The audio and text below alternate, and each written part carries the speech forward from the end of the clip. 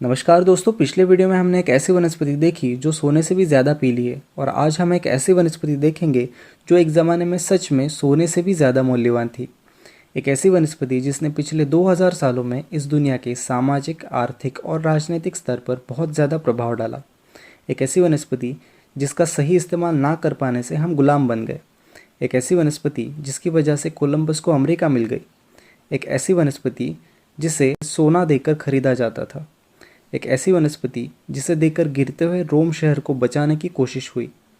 एक ऐसी वनस्पति जिसका प्रमुख स्रोत छुपाने के लिए अरबियों ने मनगढ़ंत कहानियाँ बनाई। एक ऐसी वनस्पति जिसने हजारों साल पहले इजिप्शियन संस्कृति को मम्मी बनाने में मदद की और आज हमारे खाने को स्वादिष्ट बनाने का काम करती है। जी हाँ, दुनिया के किसी भी कोने में, किसी भी होटल में, किसी भी टेबल पे आपके साथ कोई हो ना हो, ये ज़रूर होती है। वो है काली मिर्च, जिसे भारत का काला सोना कहा गया है।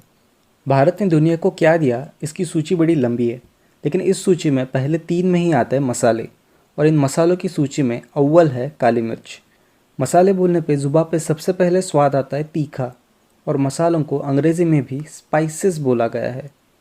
और तीखा बोलने पर दिमाग में सबसे पहले आती है हरी मिर्च और लाल मिर्च। लेकिन इस हरी मिर्च और लाल मिर्च का वर्णन आयुर्वेद के सबसे पुराने ग्रंथों में नहीं मिलता, क्योंकि तब ये हिंदुस्तान में थी ही नहीं। हमारे भारत की तरह ही मसालों का दीवाना और एक देश है मेक्सिको, जहाँ से ये हरी मिर्च आई। ये हमें वास्को द गामा ने 1499 साल में दी और उसके बदले हमारी काली मिर्च पूरी दुनिया को बेच दी। तब से हम काली मिर्च छोड़कर हरी मिर्च इस्तेमाल करने लगे और तरह तरह के व्याधियों को आमंत्रित करने लगे। काली मिर्च हिंदुस्तान में पिछले 4000 सालों से आयुर्वेद में इस्तेमाल होती आ रही है, लेकिन तहलका तो तब मच गया जब 1500 साल पहले यूरोपियन लोगों ने इसका स्वाद चखा।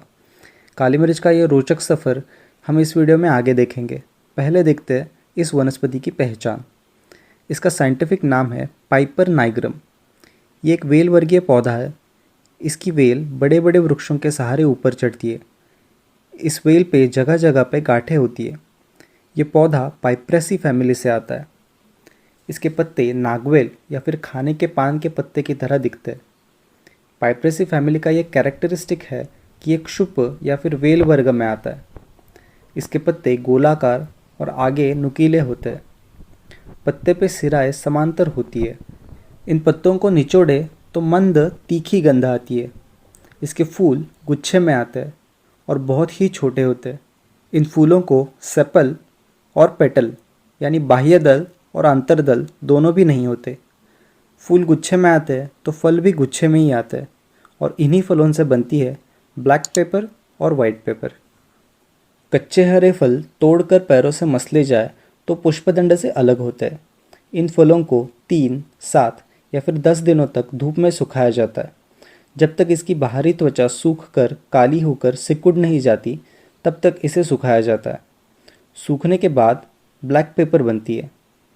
अगर अच्छी क्वालिटी की काली मिर्च बनानी है तो कच्चे फलों को सुखाने से पहले 1 मिनट तक उबलते पानी में रखा जाता है, जिससे इसे फंगस नहीं लगता। ये फल अगर पकने तक पेड़ों पर रखे और लाल होने के बाद पानी में उबाल कर या फिर मशीन से या फिर केमिकल से या फिर हाथ से इसकी बाहरी छाल निकाली जाए तो बनती है वाइट पेपर। ये थोड़ी कम तीखी होती है। इसकी फसल भारत में दक्षिण तट पर होती है। केरला, महाराष्ट्र, कर्नाटका के दक्षिण घाट तथा समुद्री तट पर जंगलों में यह आसानी से उगती है। इसे मई जून महीने में फूल आता है, जो 6 से 8 महीने में पक जाता है। इसलिए नवंबर से फरवरी में ये तोड़े जाते हैं। पर्वतीय विभागों में ये थोड़ी देर से पकते हैं, इसलिए मार्च अप्रैल तक इसकी फसल निकाली जाती है। इस वनस्पति की दुनिया में बढ़ती मांग देखकर एग्रीकल्चरल साइंटिस्ट ने इसका एक और प्रजाति बनाई है, जो छोटे गमले में भी अच्छी फसल देती है।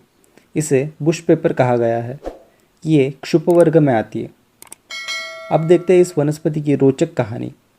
इस वनस्पति का आयुर्वेद में नाम मरीच है। मरीच ये नाम सूरज के नामों में से भी एक है।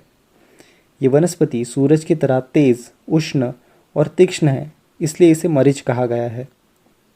भारतीय औषध और वेशवार यानी पारंपरिक मसालों में इसका उपयोग 4000 सालों से होता आया है। ईस्वीसन पूर्व 1200 तक ये अरबी व्यापारियों के जरिए इजिप्ट तक पहुंच गई थी।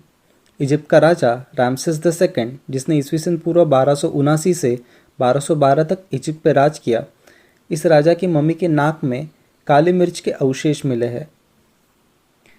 ये काली मिर्च ईस्वी पूर्व 11वें शतक तक अरबियों ने पूरे फोनिशिया को बेचना शुरू किया था। लेकिन अरबी व्यापारियों ने काली मिर्च का प्रमुख स्रोत गुप्त रखने के लिए एक कहानी बनाई। काली मिर्च के फल ये एक दिव्य वनस्पति पे उगते हैं जो दक्षिणी जंगलों में मिलती है, और इन वनस्पतियों की रक्षा इस दुनिया के सबसे जहरीले सांप करते हैं। जब फसल तैयार होती है तब जंगलों को आग लगाई जाती है।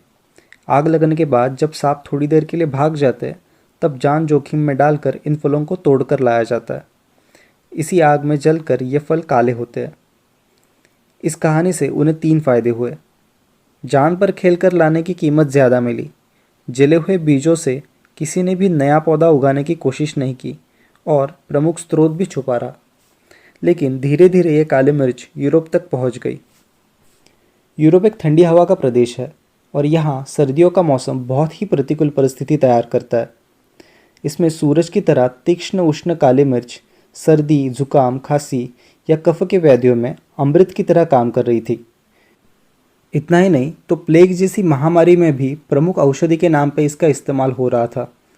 ग्रीक लोगों ने इसका बहुत ही ज़्यादा दवाइयों में इस्तेमाल किया और रोमन्स ने इसका बहुत ही ज़्यादा मसालों में इस्तेमाल किया। उस समय खाना तीखा बनाने के लिए इससे अच्छा विकल्प नहीं था। काली मिर्च में एंटीबैक्टीरियल गुण होने की वजह से मांस को सड़ने से भी ये बचाती थी और तीखा भी बनाती थी। इन गुणों से उसे एक ऐसा दोस्त मिल गया जिसका साथ उसने आज तक नहीं छोड़ा, वो है नमक, जो मांस पे प्रिजर्वेटिव की तरह छिड़का जाता था और उसे लजीज भी बनाता था। इसलिए आज हर रेस्टोरेंट में टेबल पे ये दोनों हमें एक साथ मिलती है। तो ऐसी चीज़ जो दवा भी है, खाना भी स्वादिष्ट बनाती है, जो बहुत दूर से आयात होती है और बहुत दिन तक टिकी रहती है, इन सब गुणों से बहुत ही महंगे दामों पे ये बिकने लगी और यूरोप में ये एक स्टेटस सिंबल बन गई। घर आए मेहमानों के थाली में काली मिर्च परोसना ये घर की मान मर्यादा बढ़ाने लगा।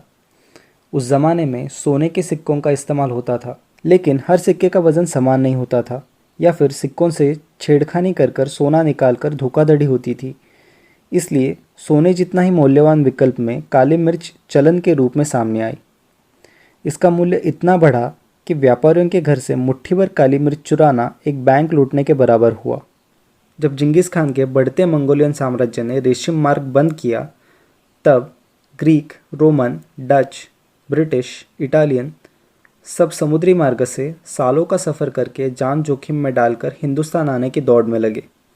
इसमें अफ्रीका को समुद्र से पार करके भारत में आना बहुत ही मुश्किल था।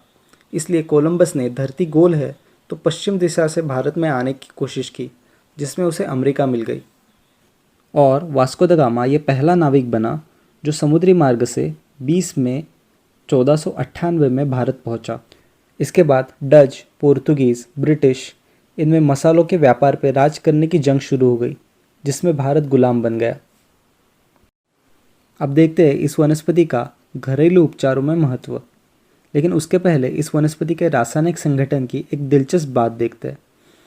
काली मिर्च में तीखा स्वाद लाता है वो अल्कलॉइड है पाइपरिन, जो इसमें 5 से 10% मिलता है, और इसकी मसाले वाली गंध देने के लिए बहुत सारे टर्पिन काम करते हैं, जिसमें से प्रमुख है आइसोप्रिन। इस आइसोप्रिन के 2 मॉलिक्यूल एक साथ मिलाए जाए तो बनती है लिमोलिन, जो नींबू को उसकी गंध देती है।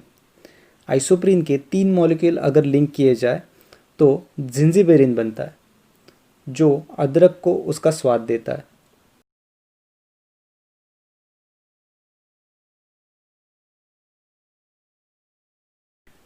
पाइपरिन ये एक ऐसा रासायनिक तत्व है जो बहुत सारे रिसर्च में उल्टी आना, सिर दर्द, भूख ना लगना और इन्फेक्शन को कम करके सूजन कम करना, इन सब में खुद को सबसे ज़्यादा कारगर साबित कर चुका है। इतना ही नहीं तो पिछली वीडियो में हमने जो हल्दी का कुर्कुमिन औषधीय तत्व देखा था, उसे पाइपरिन के साथ लिया जाए तो ये कुर्कुमिन का एब्सॉर्प्शन 2000% बढ़ाता है। और सिर्फ कुर्कुमिन ही नहीं तो ये बहुत सारे न्यूट्रिएंट जैसे कि vitamin A, vitamin C, selenium, vitamin B6, beta carotene, इन सभी का एब्सॉर्प्शन बढ़ाता है। पाइपरिन थर्मोजेनेसिस की प्रक्रिया बढ़ाता है, यानी जाठर अग्नि को प्रदीप्त करता है। थर्मोजेनेसिस फैट बर्निंग का भी काम करता है, इसलिए मोटापा कम करने की सारी दवाइयों में सबसे पहले पाइपरिन डाला जाता है। ये इम्यून सिस्टम में होने वाले माल फंक्शनिंग को भी कम करता है। अब देखते हैं इसके घरेलू उपचार। काली मिर्च ये उष्ण, पित्त को बढ़ाने वाली, रुक्ष, तीक्ष्ण और तीखी होने से कफों को कम करती है। कैंसर, जॉन्डिस, लिवर सिरोसिस इन जैसी बीमारियों में बहुत दिनों तक बीमार रहने से रुग्ण को खाने में अरुचि होती है या फिर भूख नहीं लगती, तो खजूर, काली मिर्च, पुदीना, किशमिश, हींग और सेंधा नमक कूटकर उसमें नींबू निचोड़कर इसकी चटनी खिलाने से अरुचि भाग जाती है।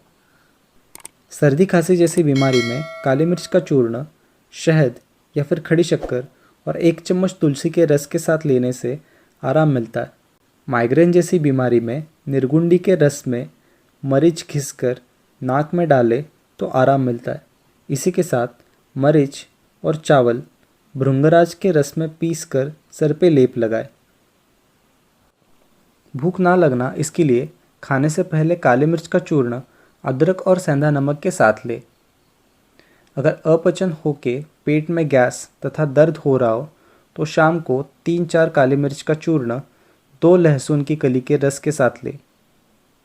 मलेरिया में 50 ग्राम काली मिर्च थोड़ी कूटकर 1 लीटर पानी में उबाले और 125 ml बाकी रहने पे छान ले और इसे पूरे दिन में थोड़ा थोड़ा कर कर पीने से 7 दिन में आराम मिल जाता है। बवासीर की तकलीफ हो तो 5 ग्राम काली मिर्च 1 कप छाछ के साथ तकलीफ कम होने तक ले। लेकिन अगर रुग्ण को पहले से ही एसिडिटी की बीमारी हो तो वैद्य की सलाह से उपचार करें। बस, हवाई जहाज़ या फिर कार से सफ़र करते समय अगर उल्टी होती हो तो थोड़े थोड़े समय पे 1-1 काली मिर्च चबाने से ये तकलीफ़ दूर होती है। बहुत ज़्यादा नींद आती हो तो 3-4 काली मिर्च के दाने हर दिन खाने से नींद कम हो जाती है। पेट में मरोड़ पड़ रहे हो तो सूती वस्त्र से छाने हुए छाछ में 2-3 काली मिर्च का चूर्ण डालकर पीने से मरोड़ चली जाती है। भारत एक वैविध्यपूर्ण वनस्पतियों से समृद्ध देश है। अगर आप इन वनस्पतियों की पहचान, घरेलू उपचार, इतिहास और कथाएं जानना चाहते हैं तो वनस्पति दिव्य दर्शन चैनल को सब्सक्राइब कीजिए। जय हिंद, जय भारत, जय आयुर्वेद।